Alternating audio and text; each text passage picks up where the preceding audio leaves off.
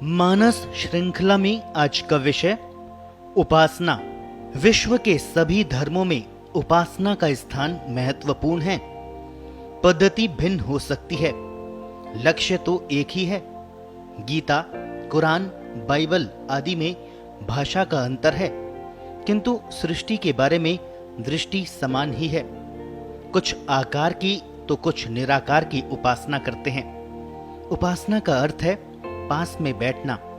उप प्लस आसन, उप यानी नजदीक। उपासना में शरीर का महत्व नहीं होता। पूरा प्रयास रहता है कि शरीर पूर्णतः शांत और हलचल रहित हो जाए, विचारों को भी शांत करके आगे रहें। यहाँ केवल मन के भाव ही उपयोगी होते हैं। चेहरे पर मन के भाव ही परिलक्षित होते हैं। अतः ईश्वर के साथ संबंध भावनात्मक रहता है। उपासना होती है, इसी कारण उपासक के आभा मंडल का विकास होता है। मंदिर में मूर्ति के प्राण ही तो हमें प्रभावित करते हैं। ये प्राण पूरे मंदिर को आच्छादित किए रहते हैं। इन्हीं प्राणों के मध्य में हमारा आभा मंडल विचरण करता है, घर्षण करता है, परिष्कृत होता है। यदि हमारा शरीर शिथिल हो तब भी हम प्राणों की क्रिया से ही जुड़ते हैं। प्राणायाम प्रक्रिया से इसका गहरा संबंध है और वह अति आवश्यक है। मन की भावनाओं से हमारे प्राण गतिमान होकर प्रतिमा के प्राणों से आदान प्रदान करते हैं। शास्त्र कहते हैं कि देवता बनकर देवता की उपासना करो, अर्थात देवता के साथ प्राणों का व्यापार करो। उपासना में यज्ञ, देव पूजा और संगतिकरण का समावेश होता है। यज्ञ के साथ दान और तप भी रहते हैं। मंत्रों के माध्यम से शब्द वाक भी होती है। तप जप है तदर्थ भावनम। जप में भी स्पंदन ही काम करते हैं। इस जप को भी उपांशु से होते हुए मानस जप में उतारने का प्रयास किया जाता है, ताकि मन की भावनाएं इन स्पंदनों के साथ एकाकार हो सके। वाचिक जप शरीर से होता है, तब मन और बुद्धि में भटकाव बना रहता है, एकाग्रता आती ही नहीं है। हम अपने इष्ट के पास बैठेंगे जब दोनों का धरातल एक हो सके। मंत्र का फल मतरी गुप्त परिभाषणे तो तभी समझ में आएगा। हम मंदिर जाते हैं तो क्या हमारा संबंध इष्ट से बना रहता है अथवा मन भटकता रहता है? कभी पूजा के नाम पर, चंदन केसर के नाम पर, आरती के नाम पर इधर उधर भटकाव रहता है। इसमें हमारे ग्रामीण अनपढ़ समझदार दिखाई पड़ते हैं। वे मंदिर में नित्य जाते हैं और हाथ जोड़कर मंदिर की कुछ परिक्रमाएं करते हैं और लौट जाते हैं। वहां किसी तरह का आडंबर नहीं होता। ऐसे व्यक्ति सदा स्वस्थ नजर आते हैं, चेहरा चमकता रहता है। इनका पूरा आभा मंडल मूर्ति के आभा मंडल से बार बार परिष्कृत होता रहता है, भाव शुद्धि होती जाती है। आप घर में स्वाध्याय अथवा साधना में बैठें तब भी मन का भटकाव वैसा ही दिखाई देता है। यहाँ आमतौर पर ध्यान और जप के माध्यम से व्यक्ति भीतर के धरातल पर पहुंचता है। गीता में श्री कृष्ण ने कहा है, मन जहां जहां से भटक कर निकल जाना चाहता है उसको रोककर उसी जगह लगाना, इसका बराबर ध्यान रखना चाहिए। क्योंकि मन अगर भटक गया तो फिर दिखावा मात्र रह जाता है। कुछ प्रार्थनाओं के सहारे मन का वातावरण तैयार करने का प्रयास किया जाता है। यहाँ दृढ़ संकल्प अधिक आवश्यक है। घर में व्यवधान भी अनेक प्रकार के आते हैं। फोन की घंटी तो बहुत बड़ा अवरोध है शांत वातावरण का। उपासना समर्पण का मार्ग है। श्रद्धा सूत्र से ईश्वर के साथ जुड़ने का मार्ग है। किसी भी बाहरी साधन अथवा अभ्यास से उपासना की शुरुआत की जाए, अंततः सबको छोड़ना पड़ता है।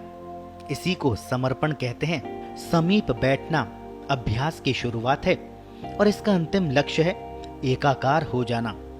सो अहम। उपासना के दो पंख होते हैं। एक भीतर प्रवेश, जहां वह बैठा है, जिसके पास जाकर बैठना है। दूसरा है मौन। शब्द बाहरी जीवन की भाषा का निर्माण करता है, मौन भीतर की भाषा है। जब तक शब्द रहता है, व्यक्ति बाहर से अलग नहीं हो पाता। भीतर भावनात्मक रूप से होता है, चित्रात्मक रूप से होता है। शब्द भी होते हैं, किंतु अनाहत वाक के रूप में। व्यक्ति ने जो कुछ जीवन में सीखा है, भीतर जाकर भूल जाता है। वहां उसका कोई उपयोग भी नहीं रह जाता। धीरे धीरे अभ्यास के साथ भीतर से बाहर का नया मार्ग खुलने लगता है। इसमें व्यक्ति का स्वयं का अंश होता है। उपासना का मूल है शरीर पर नियंत्रण। किसी भी आवेग से विचलित न हो, लंबे काल तक शिथिल रह सके। श्वासन का प्रयोग सर्वाधिक लाभकारी होता है। शिथिलीकरण का ही प्रयोग है। इंद्रियां बाहरी व्यापार बंद करके भीतर की ओर मुड़ जाए, मन के साथ जुड़कर बाहर से पूर्णतः कट जाए। इससे विचार भी आसानी से शांत होने लगते हैं। हमारा उपासना का संकल्प भी बहुत काम करता है। सबसे कठिन कार्य है मन का नियंत्रण। बाहरी व्यापार बंद होते ही अनुभव होता है कि भीतर की गतिविधियां बढ़ गई है। मन को कोई धरातल मिलना अत्यंत आवश्यक होता है। सभी इंद्रियां मन के आसपास गतिशील दिखाई पड़ती है। आंखें वहां कुछ और देखती है, कान कुछ और ही सुनते हैं। प्रकाशित जगत से व्यक्ति एक अंधकार में प्रवेश करता है। कई चित्र, कई ध्वनियों से हमारा साक्षात्कार हो सकता है। स्मृतियां लौट सकती है, कई कल्पनाओं का घेरा बन सकता है। इस मन को शांत करके आत्मा को जोड़ना है। उसी के माध्यम से तो इष्ट के साथ आत्म साक्षात्कार होना है। आत्मा को इष्ट रूप में प्रतिष्ठित करना है। कर्म करने से अनुभूति होती है। जैसे जैसे उपासना का क्रम आगे बढ़ता है, वैसे वैसे बाहरी जीवन में भी परिवर्तन आते जाते हैं। अनावश्यक गतिविधियां छूटती जाती है। जो शेष रहती है, वे भी उपासना रूप में ही रहती है। जीवन में एक नया साक्षी भाव उत्पन्न होने लगता है। निमित्त भाव समझ में आने लगता है। व्यष्टि भाव से व्यक्ति समष्टि भाव में आने लगता है। उसका स्वरूप विकास पाता है। उसके भीतर प्राण ऊर्जाएं भी पंख फैलाने लगती है। आभा मंडल का विस्तार भी होता जाता है। बाहर की सूचनाएं और ज्ञान उतने महत्वपूर्ण नहीं रह जाते। भीतरी ज्ञान प्रस्फुटित होने लगता है। प्रज्ञा जागृत होने लगती है। अनेक विषय नए रूपों में समझ में आने लगते हैं। चित्त सदा प्रसन्न रहता है। जैसे ही भीतर कर्ता रूप ईश्वर का भाव समझ में आता है, वैसे ही व्यक्ति सर्वभावापन्न, सर्वव्यापी महसूस करने लगता है। हर प्राणी में स्वयं का ही विस्तार रूप देखने लगता है। ईश्वर तो सीमित होकर एक शरीर में रह ही नहीं सकता। हर शरीर में रहता है और व्यक्ति को भाव स्वरूप में दिखाई देने लगता है। आत्मा इष्ट रूप हो जाता है। उपासना में पहले व्यक्ति अपने इष्ट का भक्त बनता है। उसके जप से स्पंदनों का विस्तार होता है। उनमें गहनता आती जाती है। भीतर की दुनिया के दर्शन होने लगते हैं। एक स्थान पर बैठकर अन्य स्थानों को देख सकता है। विचरण करने लगता है। पश्यंती की दक्षता ही परा में प्रवेश कराती है। मंत्र का जप सूक्ष्म होता जाता है। अक्षरों के मध्य का अवकाश घटता जाता है। यही घटते घटते बिंदु भाव में परिणत हो जाता है। बिंदु के आगे नाद, नाद से ही सृष्टि की शुरुआत होती है।